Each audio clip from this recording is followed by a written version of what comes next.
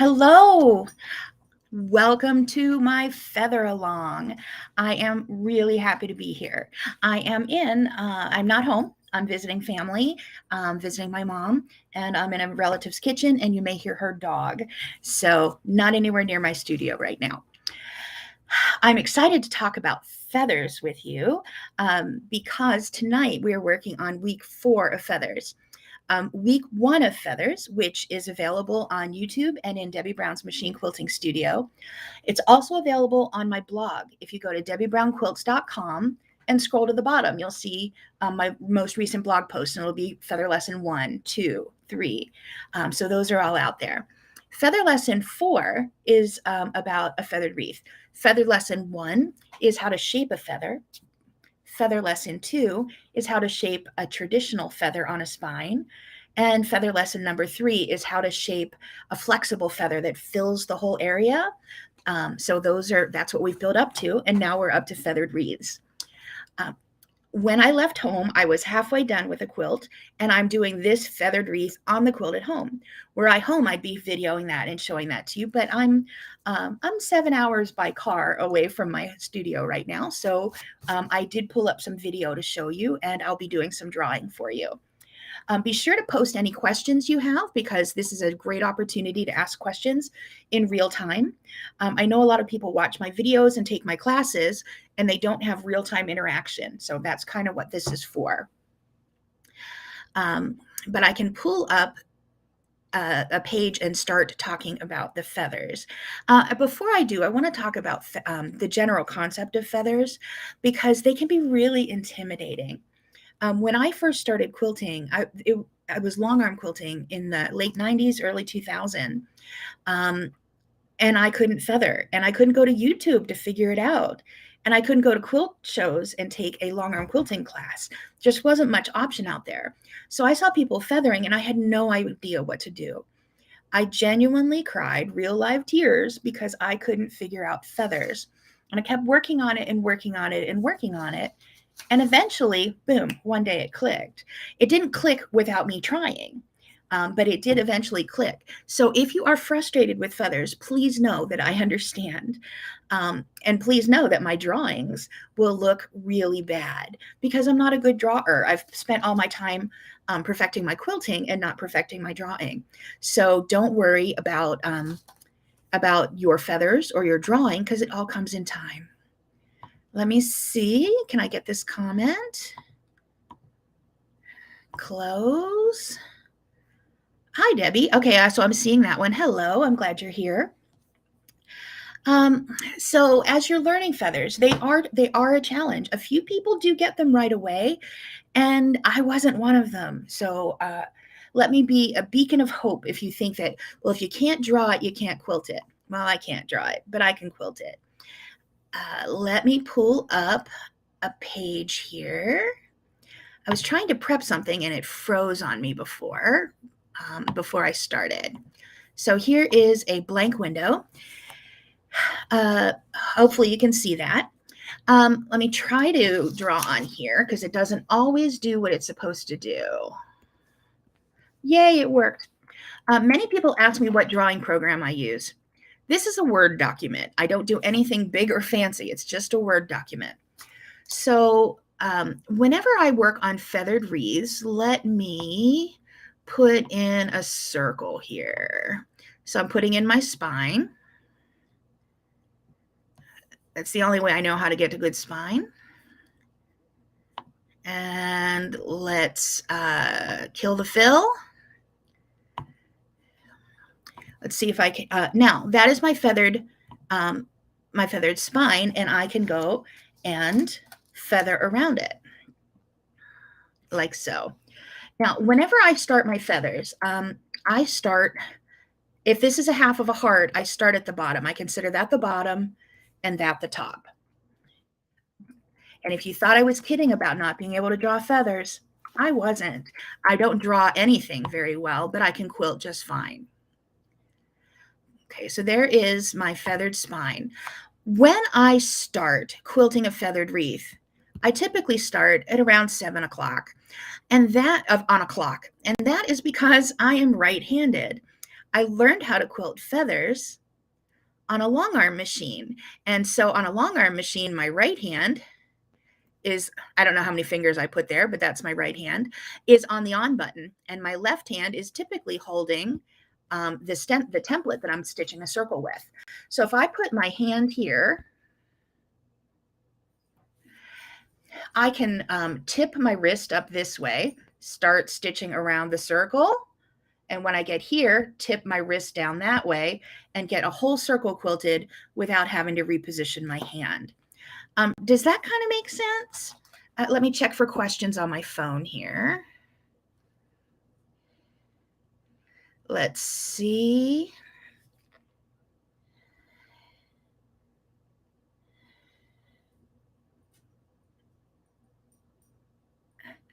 So I don't see any questions yet. I'll keep going. I am going to erase all of my really badly drawn hands. Now, if you are quilting on a home sewing machine, start wherever you like. If you happen to be left-handed, maybe you want to start at 4 o'clock because your hand will be here. There you go.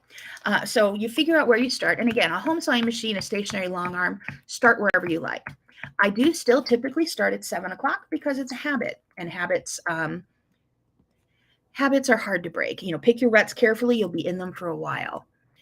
So I'll start here, and I do stitch the spine. You can do spineless feathers, but 99% of the time I do feathers on a spine. So I stitch the spine, and then I start and I go up the ski slope around the circle and back to the spine.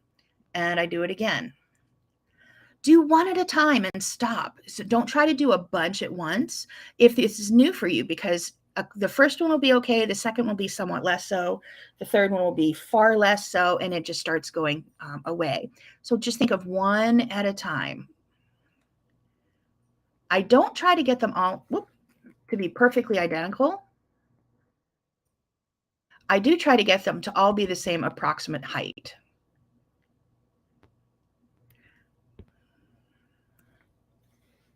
The picture has disappeared. Let's see what's going on.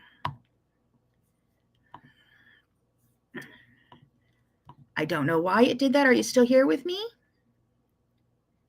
Thanks, Sherry.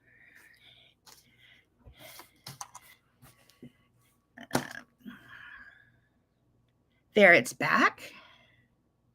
I must have accidentally bumped the stop sharing button.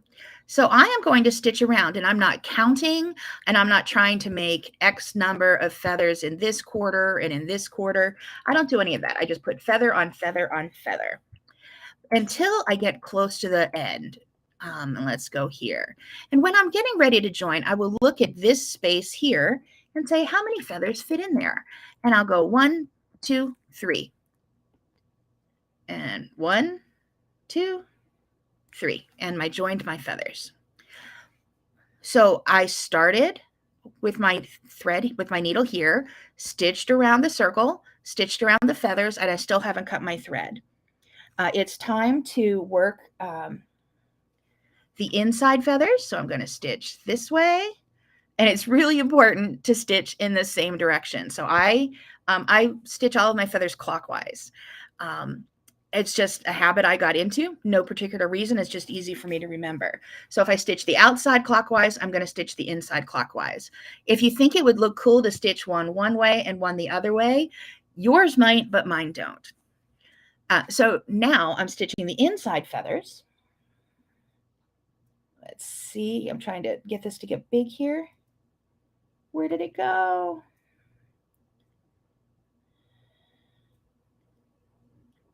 Can I see the whole thing? No, my phone is being dumb.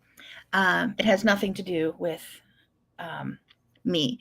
So whenever I stitch my feathers, I don't try to make one feather match one feather, one feather match one feather. What I try to do is just make a feather, and where it lands, it lands. There'll be fewer feathers on the inside than there are on the outside. That didn't work. That.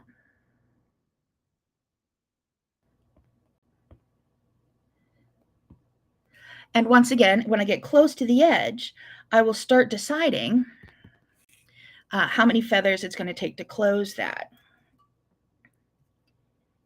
Let me see if I can find my current video. I'm trying to look for comments here. Thank you, Sherry, for letting me know it's back. I appreciate that. So I now think I will fit 2 feathers in here. And of course, my pen just stopped working. I was afraid that would happen. I've been having a few problems with my new computer screen. So anyway, imagine I quilted 2 more feathers in here, and that would be closed. So that is how I would stitch a feathered wreath. Hopefully, hello in rainy Kissimmee, Florida as well. Hopefully that gave you a few ideas of how I do a feathered wreath, even though my computer screen wasn't doing the big relay-do. Now, if you, where am I on my screen here? The more of that lesson and more of the instruction is available in the feather class, which is available at debbiebrownquilts.com. Scroll down to the online classes, and the feather class is on sale through the end of May. I do have a video that I filmed on my my stationary long arm, so I'm still moving fabric, showing you how I stitched a feathered wreath. So let me pull that up to play for you.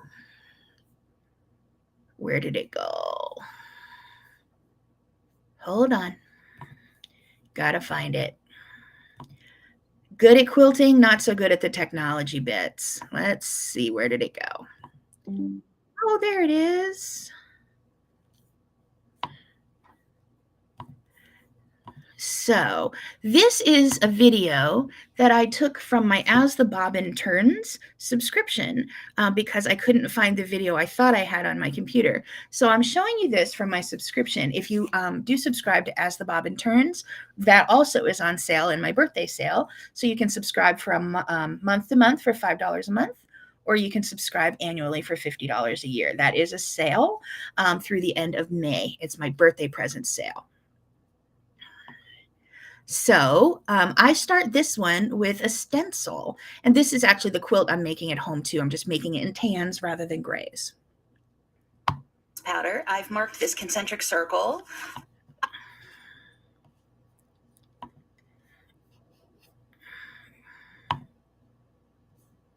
And where did the volume go? Circles on my block. There are 5 circles. I'm using the center circle as the spine of my feathered wreath. I'm using the outer line as the outer edge of my outer feather, and I'm using the innermost line as the inner line of my inner feather. It's nice to have guidelines. So my feathers are going to be free motion, but I have some guardrails to make sure that they're all the same height and look more uniform than they might otherwise. I've switched to white cotton thread in the needle, white polyester thread in the bobbin, and I am going to start by free motion quilting the center line, the spine.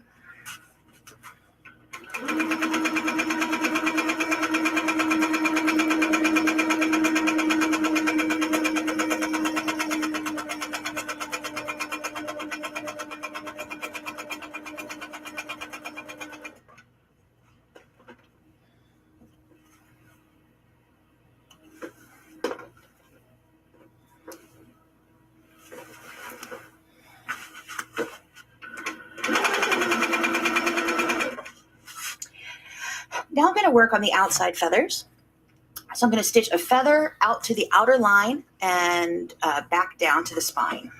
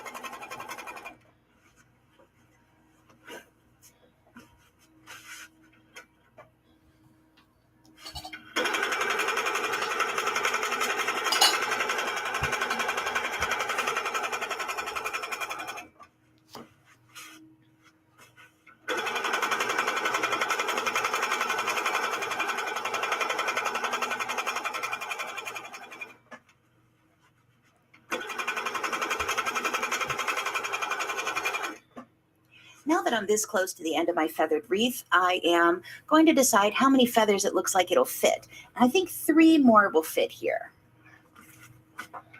1,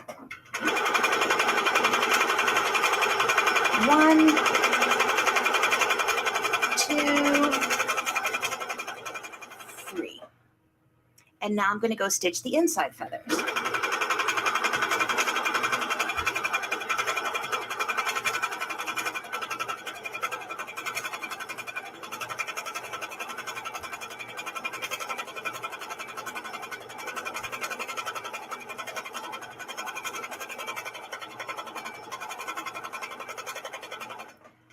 Now that I'm close to the end, I'm deciding there'll be 2 feathers that fit in there.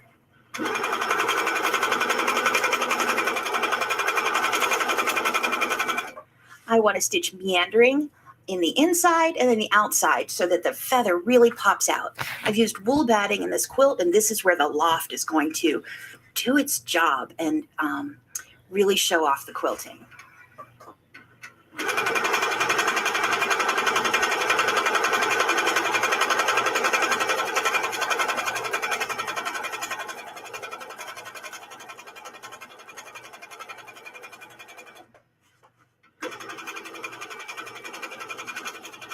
So I just snuck through between some feathers to come do some meandering in the outside.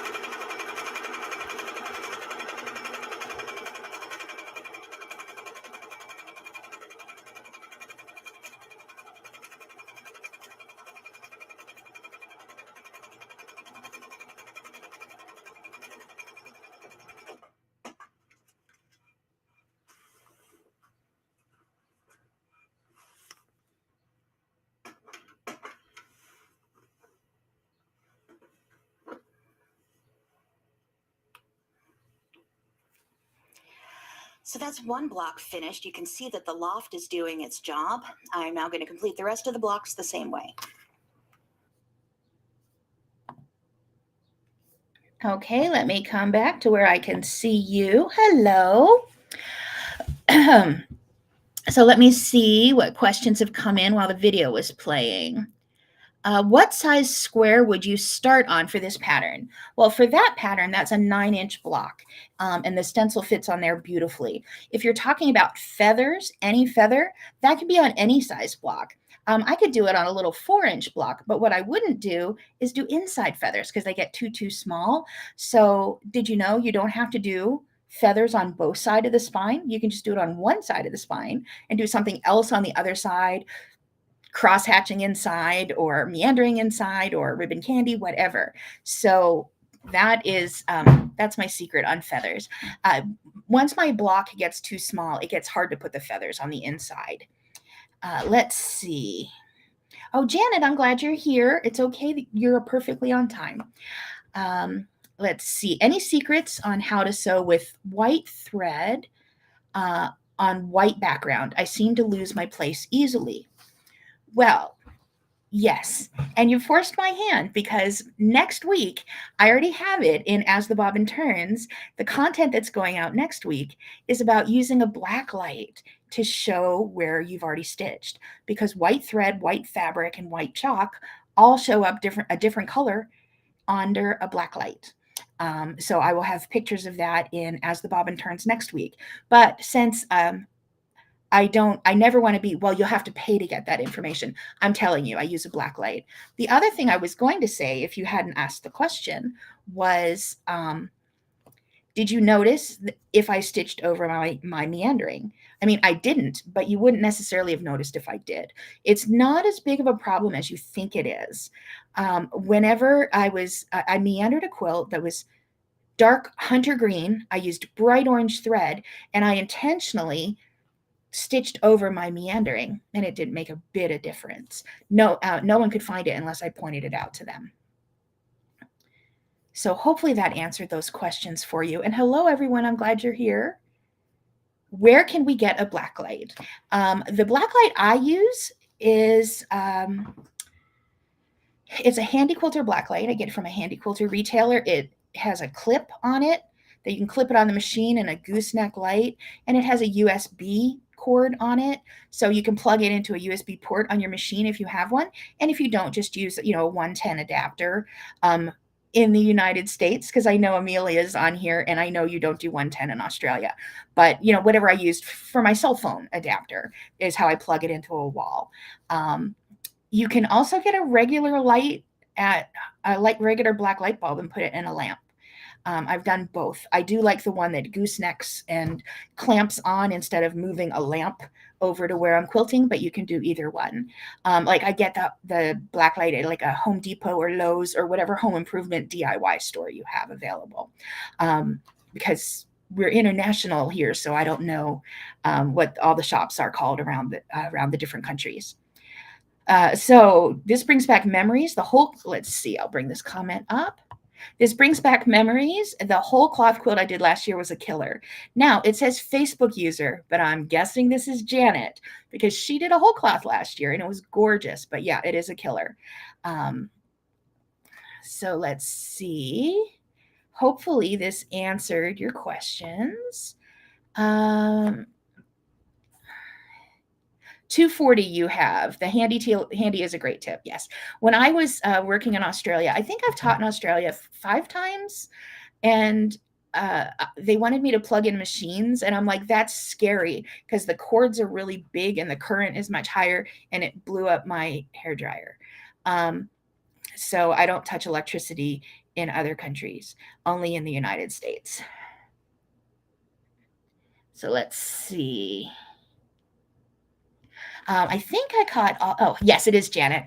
Depends on where I'm looking. And here it'll just say Facebook user. So actually, you said 240 you have, which is, I know, is Amelia. There is a movie called Mr. Mom, and it was Michael Keaton. This was probably back in the 80s. And he lost his job, and his wife went to work, and he became the mom, Mr. Mom in the family. And somebody came over the house. Another guy came over the house and said, oh, you're doing some new work. Are you doing some electrical work in the house? Or are you using 110? He wasn't. And he didn't know anything. He says, yeah, 110, 120, whatever it takes, which my husband and I say to each other quite frequently. But yeah, electricity, I know about as much about electricity as Michael Keaton did in that movie. But if you've ever seen that movie, it's a great, great quote, kind of fun. So the purpose of these feather talks that I'm doing from random family members' kitchens, wherever I happen to be, is to talk alongside my feather class. because I have a 10 lesson feather class called Machine Quilted Feathers that is on sale through the end of May. I encourage you to get that. Let's see. Um, this is As the Bobbin Turns, which is on sale through May 31st.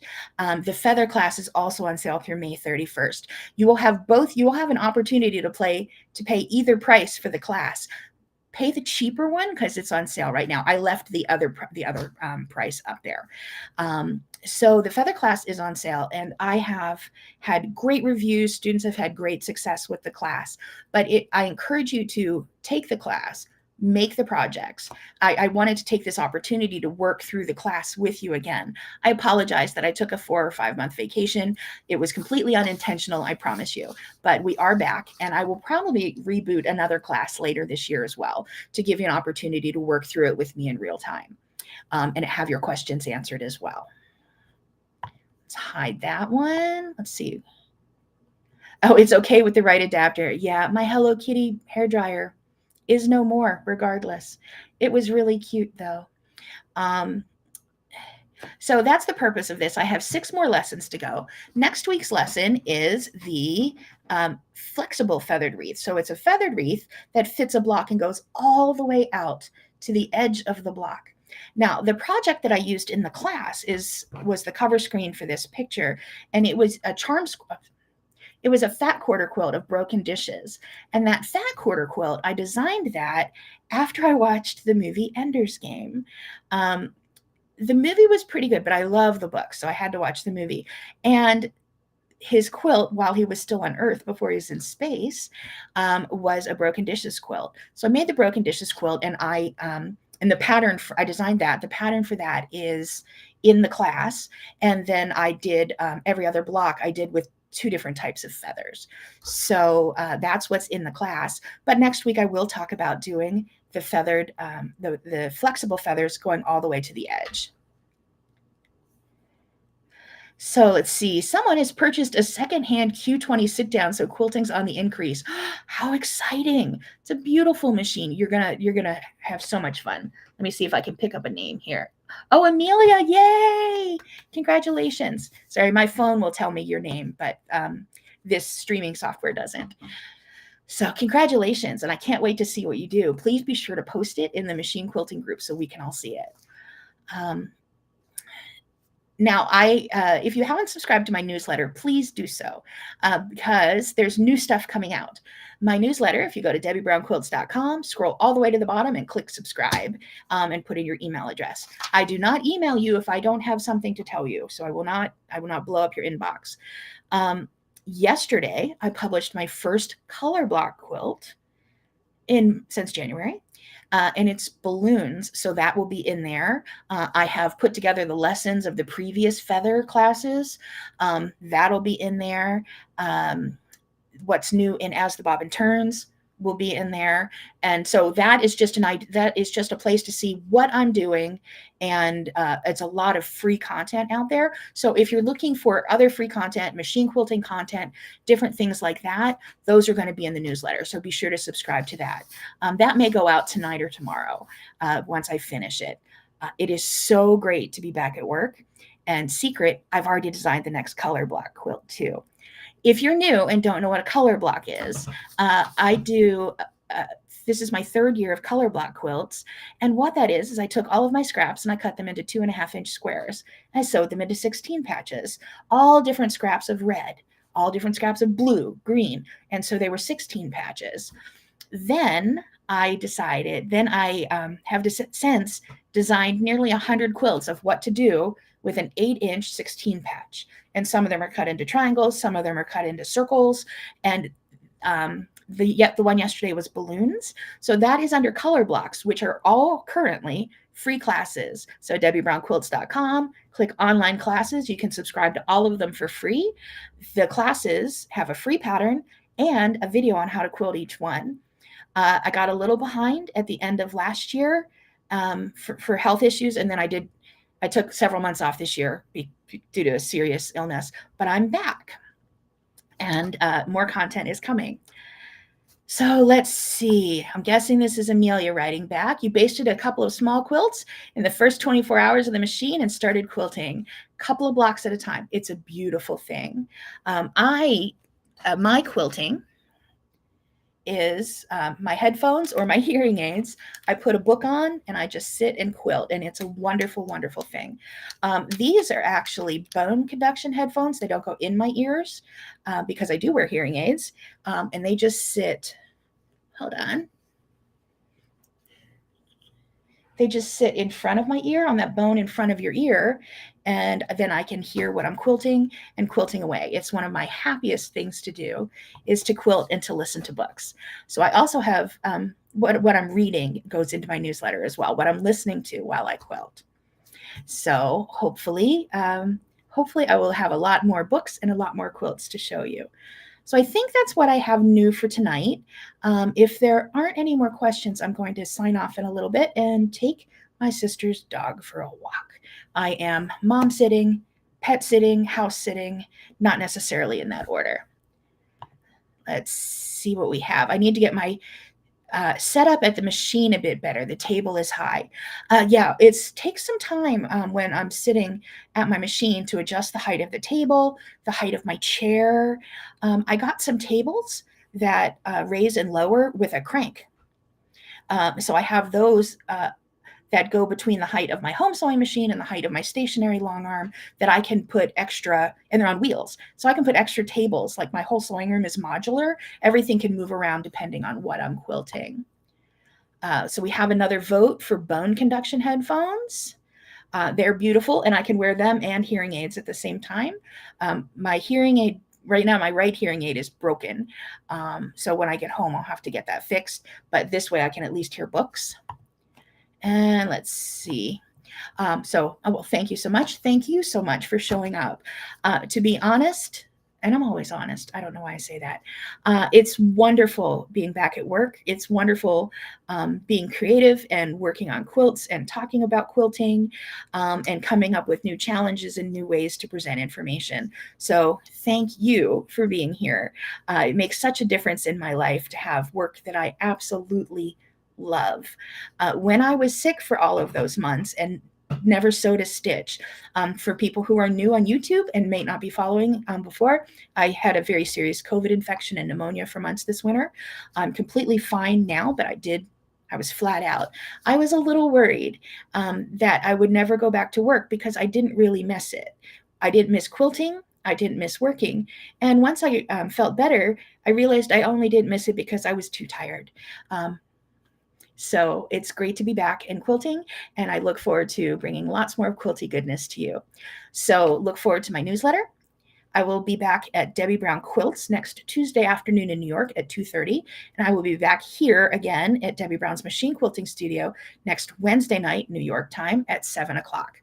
So until then, happy quilting, everyone, and I'll see you again next week.